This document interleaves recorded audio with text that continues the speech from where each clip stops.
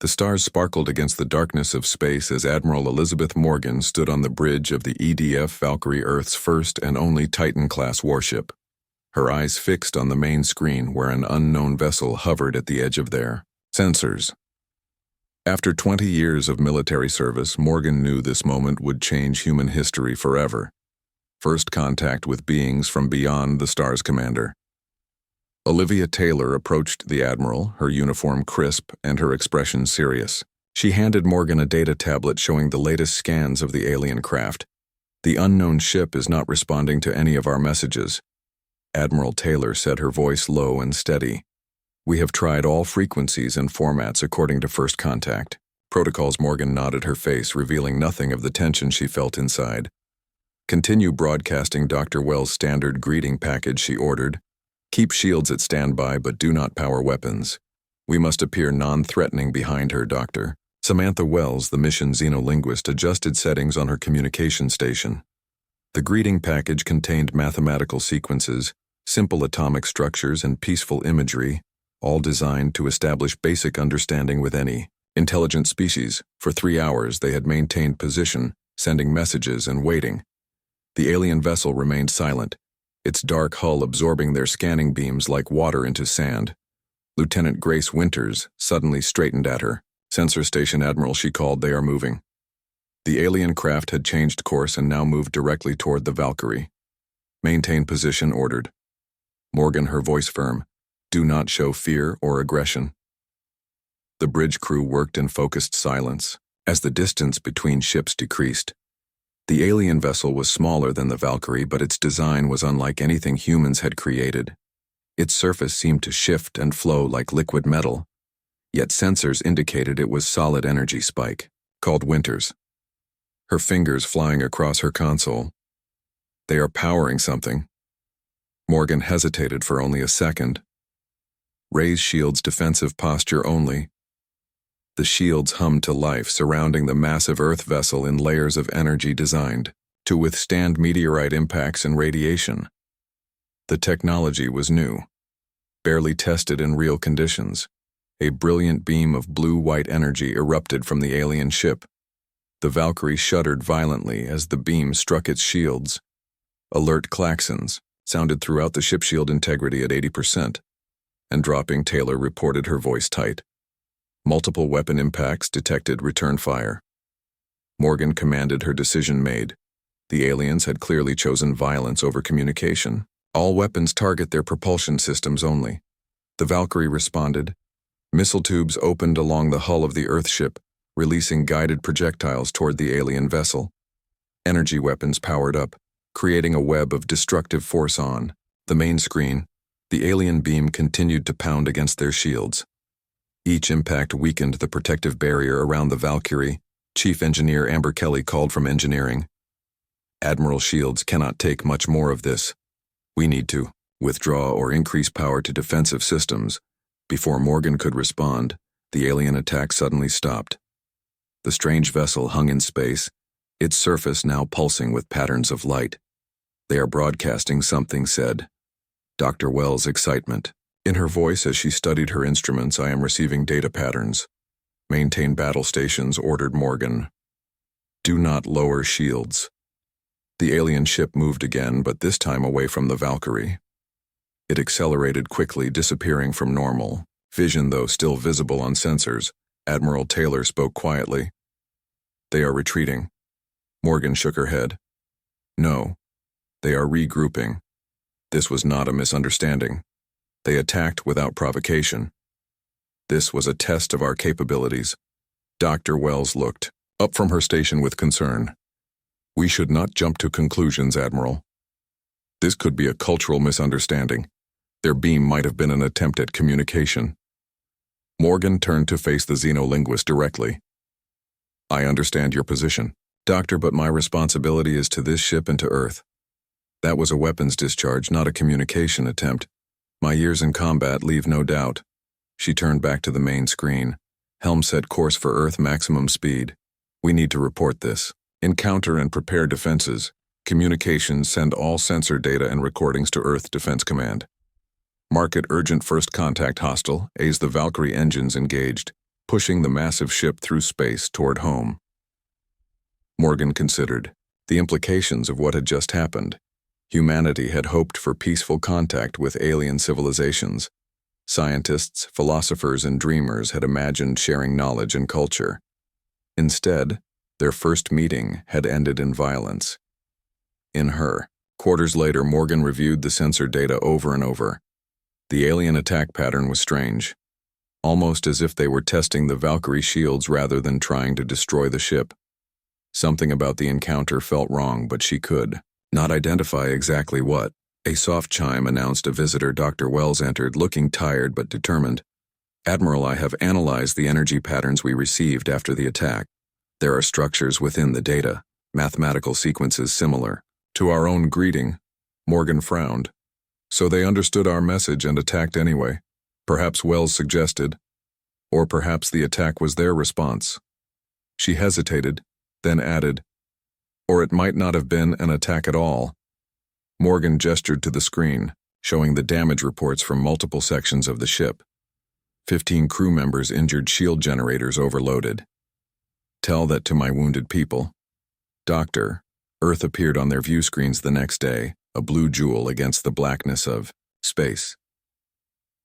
As they approached, Morgan prepared her report for the Defense Council. She knew her words would shape humanity's response to this first contact. What she did not know was that hidden forces were already at work, forces that had engineered this encounter for their own purposes. The game had been rigged from the start, and humanity was merely a pawn in a cosmic struggle that had raged for centuries.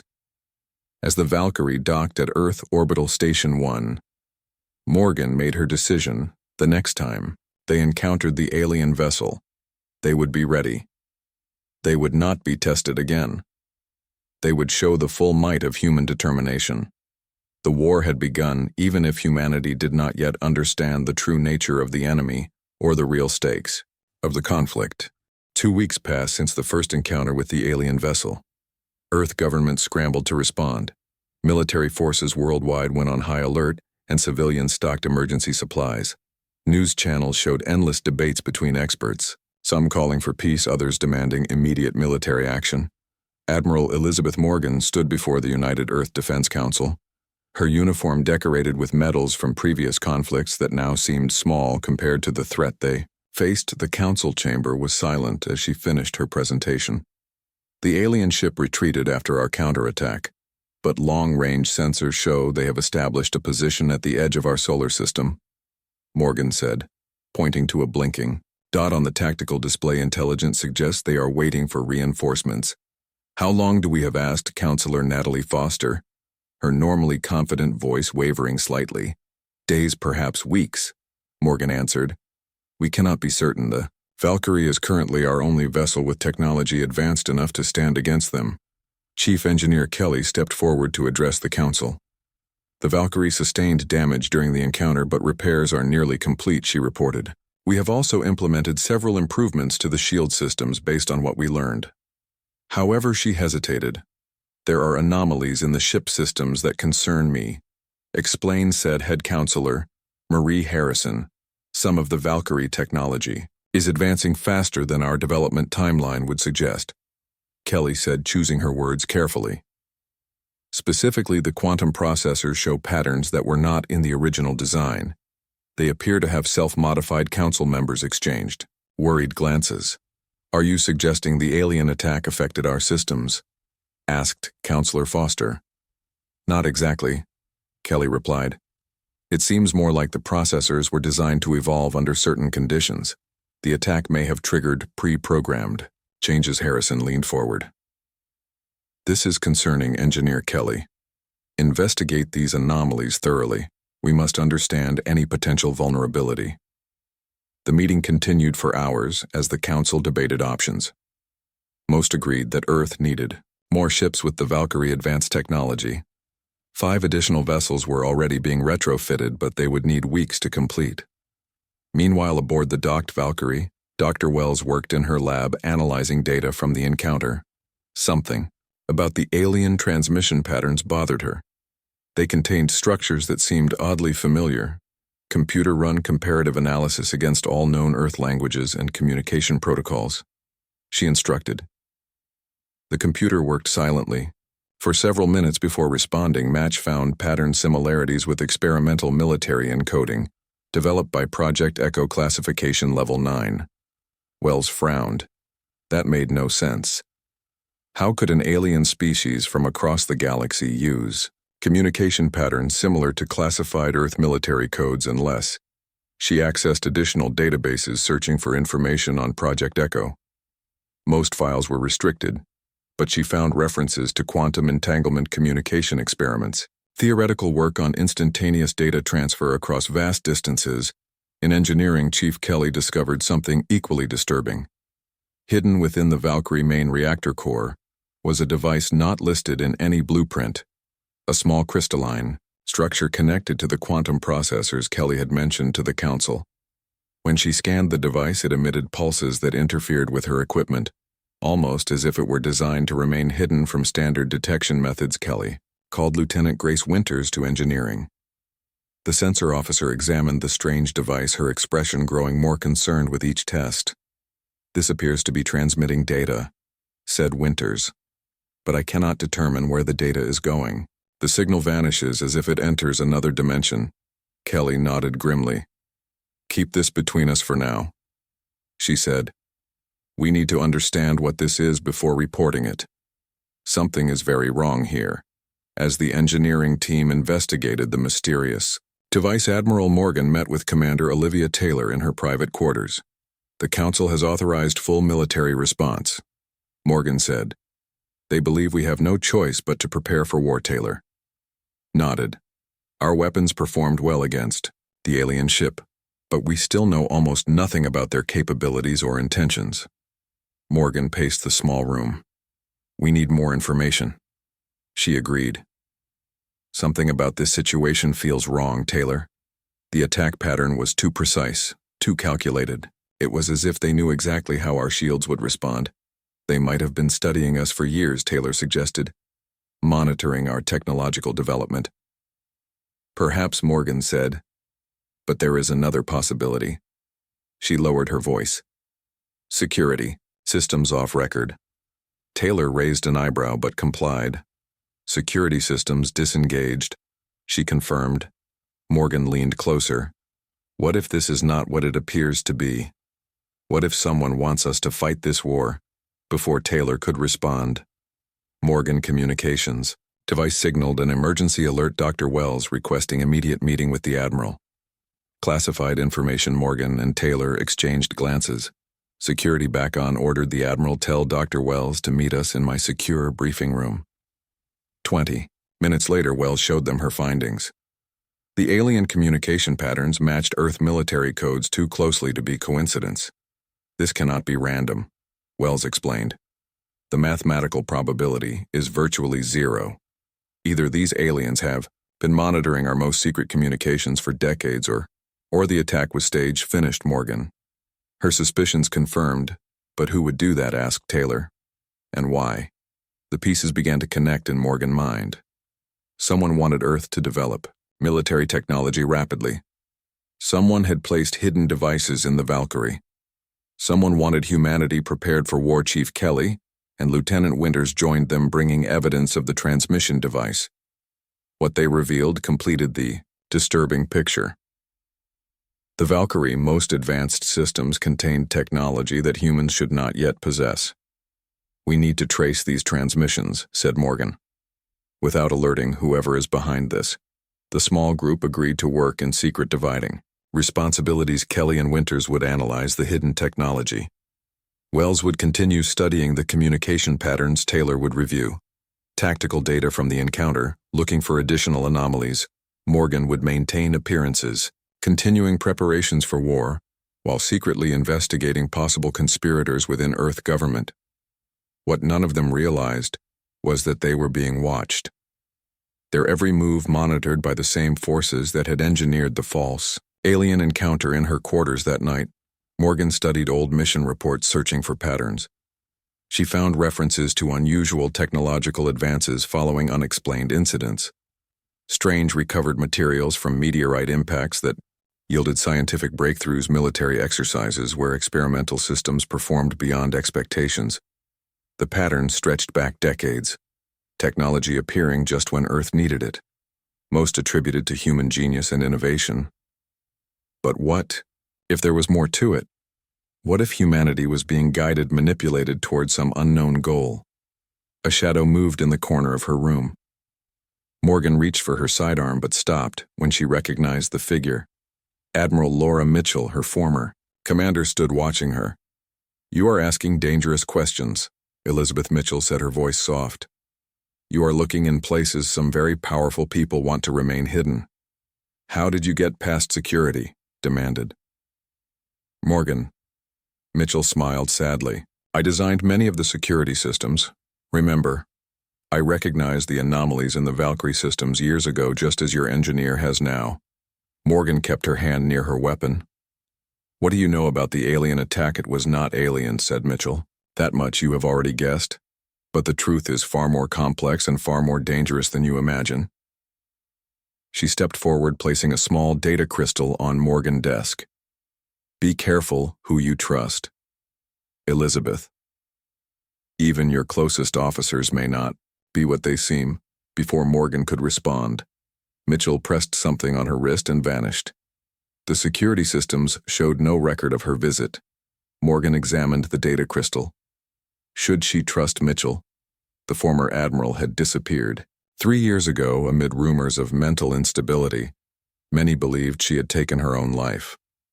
The crystal contained encrypted files that would take time to decode, but one image was immediately visible: a photograph of an underground facility where workers assembled a ship identical to the alien vessel they had encountered. The conspiracy was larger than Morgan had imagined, and she was now at its center with no way to know whom she could trust. Admiral Morgan gathered her trusted team in a secure room aboard the Valkyrie. The ship remained docked at Earth Orbital Station 1, but Morgan had ordered a complete security sweep, removing all potential surveillance devices. She showed them the data crystal from Admiral Mitchell. "These images confirm our suspicions," said Morgan as the team examined the photographs. "Someone on Earth is building ships identical to the one that attacked us." Commander Taylor studied the images closely. "The facility appears to be underground, military or private sector. Both suggested Chief Kelly. The equipment and security level indicates military oversight, but I recognize some of the personnel. They work for Horizon Industries, the defense contractor that built parts of the Valkyrie." Lieutenant Winters enhanced one section of the image. "There is something else here," she said, pointing to containers in the background. "Those markings indicate biological containment." Dr. Wells leaned forward. "Those are not standard Earth military markings," she observed. "They look similar to warnings we use for hazardous materials, but the symbols are different." Morgan considered this new information. When Mitchell disappeared 3 years ago, she was investigating anomalies in deep space sensor readings. She believed something had entered our solar system, but her evidence was dismissed as equipment malfunction. "What if she found something real?" asked Taylor. "Something others wanted to keep secret." The team spent hours analyzing the data crystal contents. Most files remained encrypted, but they found coordinates for a facility hidden in the Nevada desert. It matched the location in the photographs. "We need to investigate this facility," said Morgan. "But officially, I am needed, here to prepare the fleet. Counselor Harrison has called a strategy session for tomorrow." "I can go," suggested Taylor. "Take a small team. Make it look like shore leave." Morgan shook her head. "Too risky. You are too well known." The council would ask questions. The team debated options before deciding that Dr. Wells and Lieutenant Winters would go. Their scientific backgrounds would raise fewer suspicions if they were discovered. They could claim to be conducting research on defense systems the next day while Morgan attended the council strategy session. Wells and Winters traveled to Nevada using civilian transportation. They carried minimal equipment disguised as scientific instruments. The facility coordinates led them to a remote area where satellite images showed nothing but empty desert. "There is nothing here," said Winters as they surveyed the barren landscape. But her sensors indicated otherwise, energy readings beneath the surface. Wells examined the ground, finding subtle signs of recent activity. Tire tracks carefully covered footprints in specific patterns. The entrance must be hidden, she said. They searched until sunset when they noticed unusual air distortion nearby, a holographic projection concealing an access point. The two officers approached cautiously, using a device Kelly had provided to disrupt security systems. The entrance revealed itself a small elevator concealed by advanced technology. They entered, setting the controls for the lowest level. What they found changed everything. The underground facility stretched for miles, vast chambers filled with technology beyond current human capability.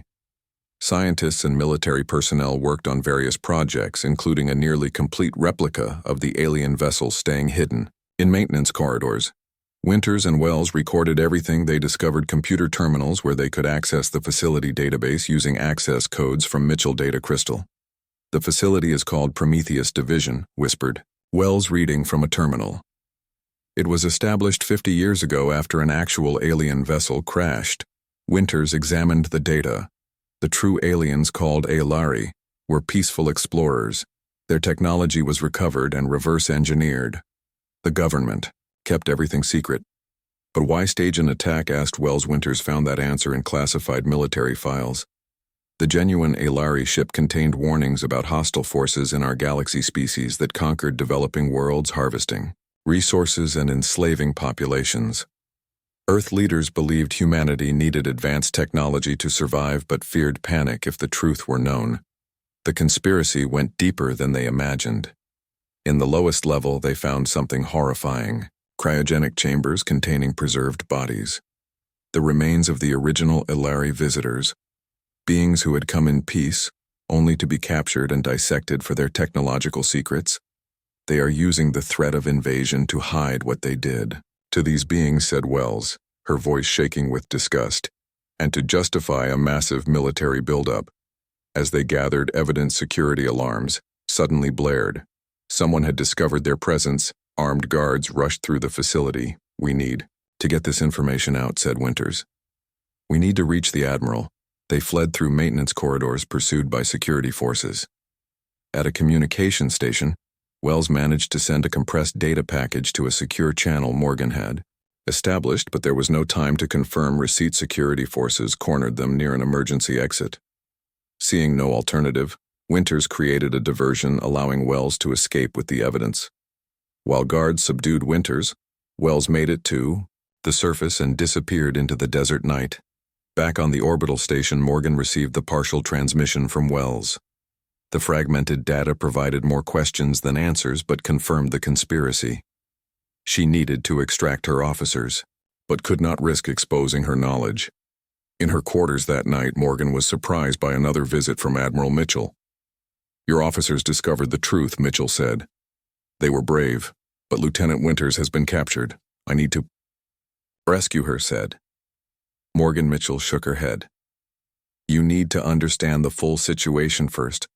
The Prometheus Division is just one part of a larger operation. They have built more than one fake alien ship. They plan to attack major Earth cities, blaming it on extraterrestrial aggressors." "Why?" asked Morgan. "What could possibly justify such an action?" "Control," replied Mitchell. "Global military control. They believe humanity must be united by force to survive what is coming, and what is coming." Mitchell, expression darkened. "The real aliens. The ones who sent the Aelari running from their home system. The ones whose advanced scouts are already at the edge of our solar system." The Valkyrie. Morgan tried to process this information. "Are you saying there is a genuine alien threat?" "Yes and no," said Mitchell. "The threat is real, but much further away than they claim.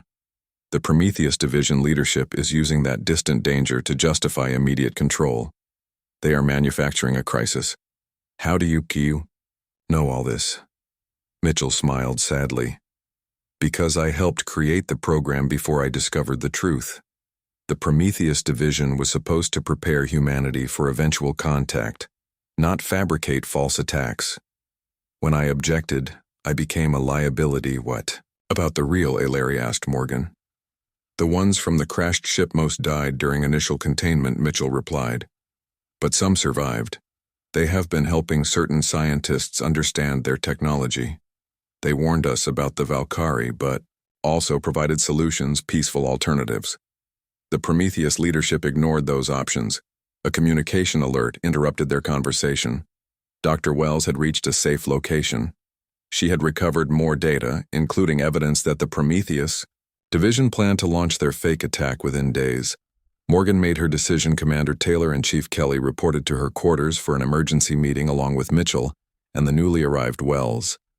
"We have 24 hours before Earth cities are attacked," said Morgan. "And we have no way to know which cities are targeted. We do know which ships will attack," said Wells. 4 vessels disguised as alien craft are preparing to launch from the Nevada facility. "Can we warn the Council?" asked Taylor. Mitchell shook her head. "The Council has been infiltrated. Several members are part of the conspiracy. They would simply accelerate their plans. Then we must stop the attack ourselves," said Morgan. "But how?" asked Kelly. "The Valkyrie is still undergoing repairs. We are not at full capacity." Morgan looked at each person in the room. "I never said we would use the Valkyrie," she replied. "We are going to steal it." The others stared at her in shock. "The Valkyrie no longer belongs to Earth Command," Morgan continued. "Not while that command is compromised. We take the ship, we stop the attack, and we expose the truth. It would be considered treason," warned Taylor. "Only if we fail," responded Morgan. "If we succeed, we save millions of lives and prevent a manufactured war. Let me be clear, this is my decision. I am not ordering any of you to join me."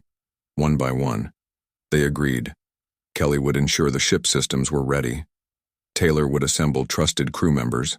Wells would prepare the evidence for global broadcast. Mitchell would use her knowledge of security systems to help them escape.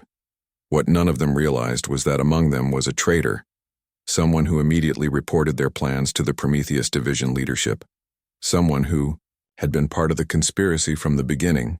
As they prepared to take the Valkyrie, security forces already moved to stop them. The trap was set. Their rebellion against the conspiracy was expected, planned for, and about to be crushed before it began. Alarms blared throughout Orbital Station 1. As Admiral Morgan and her team moved toward the Valkyrie docking bay, security forces blocked corridors, forcing them to take alternative routes. "They were waiting for us," said Taylor as they ducked into a maintenance shaft. "Someone leaked our plans." Morgan nodded grimly, continuing forward. "We need to reach the ship before they lock down all access points." Mitchell led them through service tunnels, her knowledge of station design proving invaluable. They avoided main corridors where security teams searched for them. At a junction, Mitchell checked her tactical display. 2 more sections to cross, she said. "Then we reach the emergency docking tube. It bypasses standard security checkpoints." "Chief," Kelly contacted loyal engineering crew already aboard the Valkyrie. "Prepare for emergency departure," she instructed. "Override standard undocking procedures." As they approached the final corridor, Dr. Wells, monitoring communications, intercepted an alert. "All ships ordered to prevent Valkyrie departure. Weapons authorized." "They know exactly what we are doing," said Wells. "They are calling us traitors, claiming we have been compromised by alien influence." Morgan paused, considering their options. "So they are using us to reinforce their narrative," she said bitterly. "If we escape, we become proof of alien infiltration. If we are captured, they claim they prevented alien agents from stealing Earth's most powerful ship. Either way, they control the story," added Taylor. "Not if we expose them first," replied Morgan. "We need to broadcast what we know to all Earth communication channels before we depart." Wells nodded. "I can access the station emergency broadcast system, but I need time and access to a main communication node." Mitchell pointed to a nearby maintenance room. "Secondary comm control should be in there." "Minimal security." Morgan made a quick decision. "Taylor with me to secure the Valkyrie, Mitchell help. Wells access the broadcast system, Kelly coordinate with the crew aboard ship. We meet at the emergency docking tube in 15 minutes. They separated, each team moving toward their objective. Morgan and Taylor encountered a security patrol, but their superior combat training allowed them to subdue the guards without serious injury. They reached the emergency docking tube, finding it guarded by 2 officers. Taylor approached them directly. her command authority causing momentary hesitation, which Morgan exploited. They secured the tube, ensuring access to the Valkyrie. Meanwhile, Wells and Mitchell entered the communication control room. Mitchell disabling security systems, allowing Wells to connect her data device to the main console accessing emergency protocols. Now, said Wells, working quickly, I'm uploading all evidence from the Nevada facility, including images of the fake alien ships and the imprisonment of the real Alari. How wide can you broadcast? Asked Mitchell. Wells smiled grimly. Every screen on Earth that receives official emergency alert, she replied. And every communication device in orbit in engineering. Kelly worked with loyal crew members preparing ship systems for emergency departure. She detected security teams attempting to access the Valkyrie through secondary airlocks. Sealing all external access points, she ordered. Activate internal security protocols. Morgan, authorization only. The 15-minute deadline approached. Morgan received confirmation from Kelly that the ship was secure, but Wells and Mitchell had not arrived. At the rendezvous point, communications remained silent.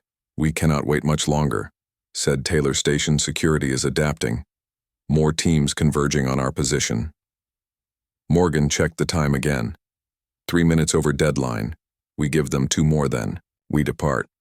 The decision became unnecessary when Mitchell's voice came through their communicators. Broadcast complete, but we have been compromised.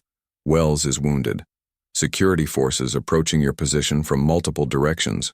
Morgan relayed new instructions. Get to the ship any way possible. We will create a diversion using emergency charges they carried. Morgan and Taylor created an explosion in a nearby storage area.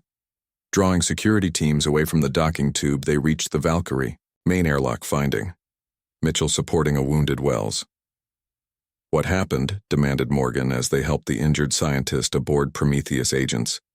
Mitchell explained. They were hiding in the communication center. They shot Wells before I could stop them. Medical team to the main airlock, ordered Morgan as they sealed the ship. Get us out of here. Kelly, the Valkyrie engines powered up, vibrating through the massive hull. External docking clamps remained engaged, attempting to hold the ship in place. Override. The clamp, said Morgan. Unable to comply, responded Kelly. The controls are locked down from station command. Morgan moved to the weapons station. Prepare point defense lasers, minimum power. Target docking clamps. Only Taylor looked concerned. That would be considered a hostile act against an Earth facility. We are already considered hostile, replied Morgan. Fire. Precision laser fire severed the docking clamps. The Valkyrie pulled away from the station, alarms blaring as atmosphere vented. From the damaged docking tube, emergency shields activated containing the breach. But station defenses were now fully engaged. Incoming fire. Taylor reported station defense platforms targeting our engines. Evasive maneuvers, ordered Morgan. Full power. To shields, the Valkyrie twisted away from the station, accelerating rapidly. Its advanced engines pushing the massive ship faster than any other Earth vessel could match. Several defensive shots struck the shields but caused minimal damage as they cleared the station perimeter. Morgan addressed the ship crew through internal communications. This is Admiral Morgan. She began, her voice steady and determined. What we have done today will be called mutiny by some. But I ask you to consider the evidence. Dr. Wells has broadcast to Earth. The attack we experienced was not from aliens but from humans, seeking to manipulate us into conflict. The ship we face was built by the Prometheus division, using technology stolen from peaceful visitors to our world. She paused, allowing her words to sink in. Those who orchestrated this plan intend to attack Earth cities using fake alien ships. They will sacrifice innocent lives to gain control. If we were to follow orders, stand aside, and allow this to happen, we would be complicit in mass murder. I cannot do that. I will not. The bridge remained silent as Morgan continued. Any crew member who wishes to return to Earth will be given that opportunity. Once we have prevented the planned attacks, I take full responsibility for our actions. No one requested to leave. Every crew member remained at their station. On the main screen, Earth grew smaller as they accelerated away, their course set toward the Nevada desert, where the false alien ships prepared for launch. What is our plan? Asked Taylor. We prevent the launches, answered Morgan. We expose the conspiracy and we find the truth about the real aliens, both Alari and Valkyrie. Before Taylor could respond, sensor alarms activated. Lieutenant Winter's replacement at the sensor station called out multiple launches detected from Earth surface spacecraft, with energy signatures matching the vessel that attacked us. How many? Asked Morgan. 4 vessels confirmed. Accelerating rapidly. Projected course indicates major population. Centers. Morgan turned to Mitchell. You said they would attack soon, but not this soon. Mitchell appeared genuinely surprised. They must have accelerated the timeline when they realized we escaped. No time to debate, ordered Morgan. Intercept course. Maximum speed. We stopped those ships before they reached their targets. The Valkyrie changed course engines, pushing beyond designed safety limits. The crew worked with focused determination, tracking the 4 false alien vessels as they climbed through Earth atmosphere. We cannot intercept all 4 ships, Taylor calculated. They will reach separate targets before we can engage them. All. Morgan studied the tactical display. For a moment, indecision clouded her thoughts. Which cities should they try to save? Millions would die no matter what choice she made. Then she saw another option. Sensors indicated the fake alien ships used the same quantum communication system found aboard the Valkyrie. The same technology Mitchell had helped develop. Mitchell. She said you helped create the quantum communication system. Can it be used to transmit a shutdown signal? Mitchell considered the question. Theoretically, yes. All ships built by Prometheus Division contain override protocols, but we would need to be close enough to at least one vessel to establish the quantum link. Morgan made her decision. Target the lead vessel. Weapons free. The Valkyrie accelerated toward the nearest false alien ship, its weapon systems coming online. Multiple missile launches accompanied by energy weapon fire. The target attempted evasive maneuvers, but the Valkyrie superior systems allowed precise tracking, direct hits. Taylor reported, the target shields are failing. Close to transmission range, said Mitchell. We need to get closer. Morgan ordered all power to engines, pushing the Valkyrie beyond safe operational parameters. The massive ship shuddered as it closed distance with the damaged target. Now, shouted Morgan. Mitchell connected her device to the communication system, transmitting the shutdown code through the quantum link. The targeted ship engines immediately powered down its weapon systems offline. The remaining 3 vessels also slowed their systems, disrupted by the same signal.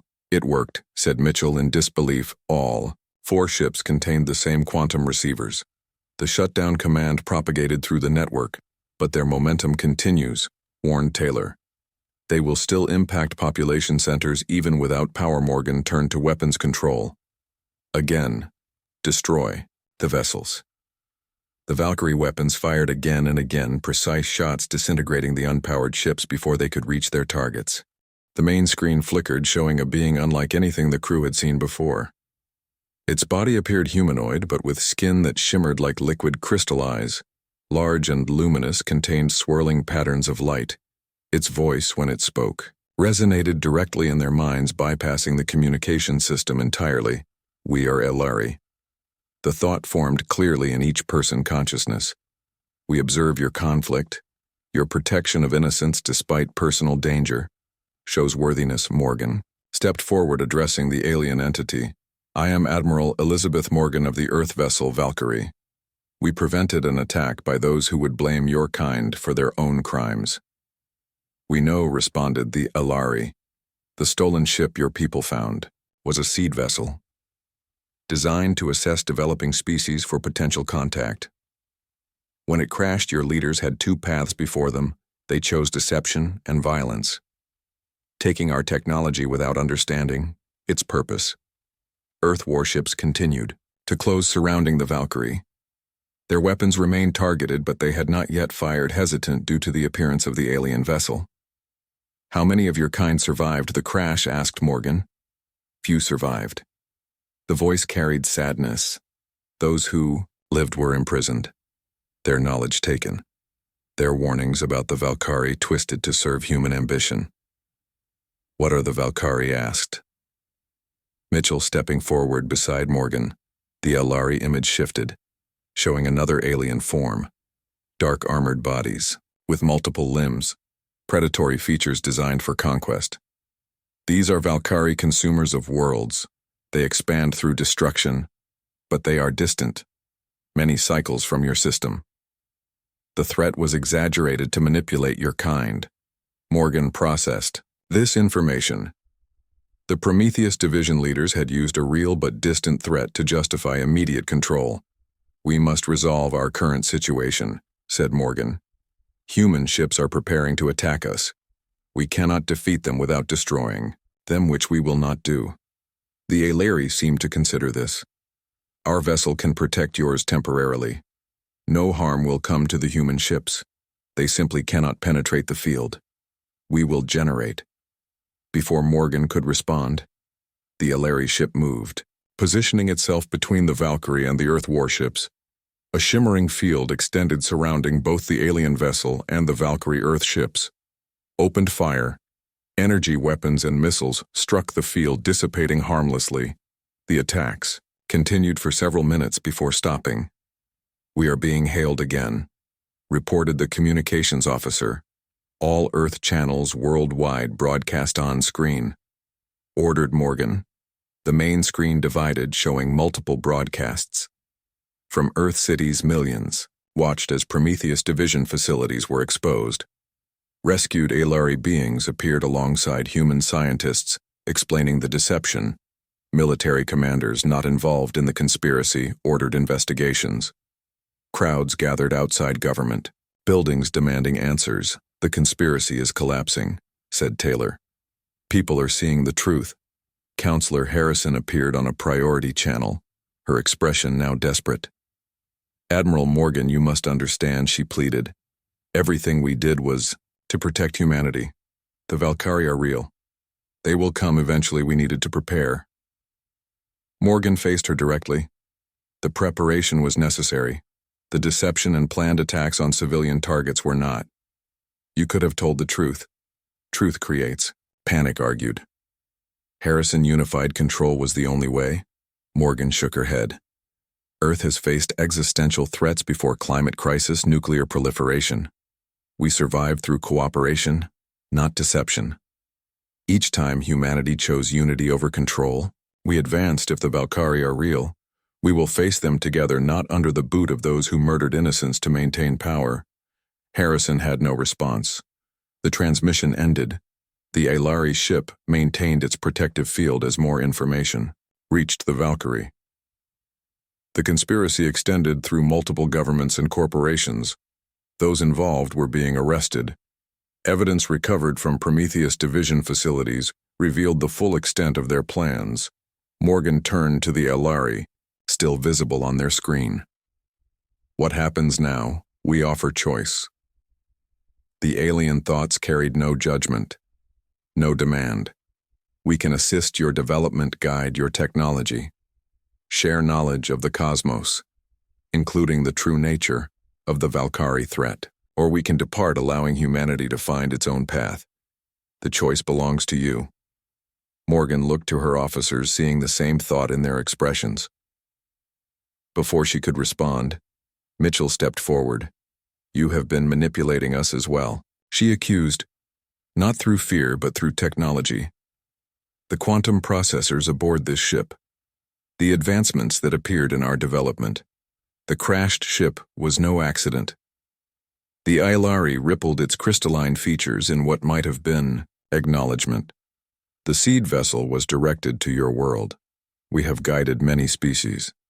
Those who show compassion even in conflict. Those who value truth over power. The vessel was a test. Your response would determine if contact should proceed and, did we pass? Asked Wells, now recovered enough to stand on the bridge. Some did. The alien focused on Morgan and her crew. Not all humanity shares your values, but enough do to warrant true contact. True exchange. Earth defense ships surrounded them now, weapons lowered. Their commanders, having seen the evidence worldwide broadcast, had refused further orders from compromised leadership. "Admiral, we are receiving transmissions from all Earth governments," said the communications officer. "They request your return to help stabilize the situation." The conspiracy leaders are being detained. Morgan studied the tactical display, considering options. The immediate danger had passed, but Earth faced a profound crisis of trust. The revelation of both the conspiracy and the existence of alien life would transform human society. The transition would not be easy. She turned back to the Aelari.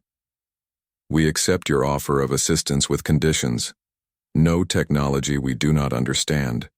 No interference in our political system's knowledge shared openly, not with select groups." The alien being seemed to smile, though its features made such expressions difficult to interpret. "Wise conditions, we agree." Morgan addressed her crew, and through open channels, all of Earth. "We have faced deception from those meant to protect us.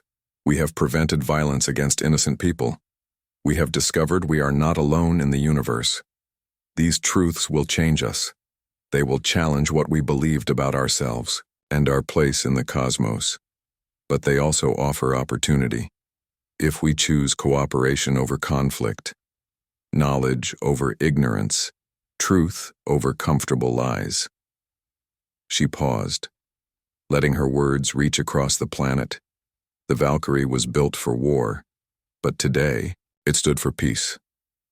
"It will return to Earth not as a weapon, but as a symbol of our commitment to truth." Engineers reconfigured the Valkyrie docking systems, allowing the rescued Aelari to come aboard. They moved with graceful precision, their crystalline forms reflecting light throughout the ship compartments. More of their kind transferred from their vessel, bringing knowledge and technology freely shared. Admiral Mitchell approached Morgan as they prepared for return to Earth. "Your actions today prevented war," she said, "not just between humans and aliens, but among ourselves." The Prometheus division would have used the aftermath of their attack to eliminate opposition. Millions would have died. Morgan nodded. "I simply did what was right. What any of us should have done when faced with such a choice." Mitchell smiled. "Perhaps, but few had the courage to act, and fewer still had the wisdom to see the larger picture." As the Valkyrie engines engaged, setting course for Earth, Morgan watched the Aelari ship maintain position nearby. A genuine alien vessel, not an imitation. Earth cities visible below. No longer targets, but centers of excited activity as humanity absorbed the reality of extraterrestrial contact. Commander Taylor joined her. At the observation window, "History books will remember this day," she said. "The day everything changed." Morgan considered this. "Not everything," she replied. "Our core values remain. Courage, truth, justice, compassion. These do not change. The context expands, the challenges grow more complex, but what makes us human remains constant." "What about the Valkyrie?" asked Taylor. "If they truly exist, even if distant, they remain a threat. One we will face together," replied Morgan. "With the Aelari as allies with humanity, united by choice, not force with truth, not deception." The conspiracy leaders faced justice in the weeks that followed. Their plans exposed their power. Broken. Some claimed noble intentions. Others admitted to seeking control. But all had underestimated humanity capacity for adaptation. And growth. Earth established new institutions dedicated to space exploration and defense. Transparent organizations with global oversight. The technology shared by the Aelari accelerated development, but in controlled, measured steps, ensuring understanding matched capability. Admiral Morgan became Earth's first ambassador to the Aelari, her experience and integrity making her the natural choice. The Valkyrie transformed from warship to exploration vessel. Its mission, no longer conflict, but discovery. Dr. Wells led teams of linguists and scientists learning the Aelari language and culture, building true understanding between species. Commander Taylor headed the new Earth Defense Academy, training officers committed to protection without deception. Chief Kelly integrated Aelari technology with human innovation, creating systems that served people rather than controlling them. The Nevada facility, once home to the Prometheus division, became a memorial and museum, a reminder of paths not taken, of the danger when fear overwhelms wisdom, when the few decide for the many. 1 year after first contact, Morgan stood on the Valkyrie,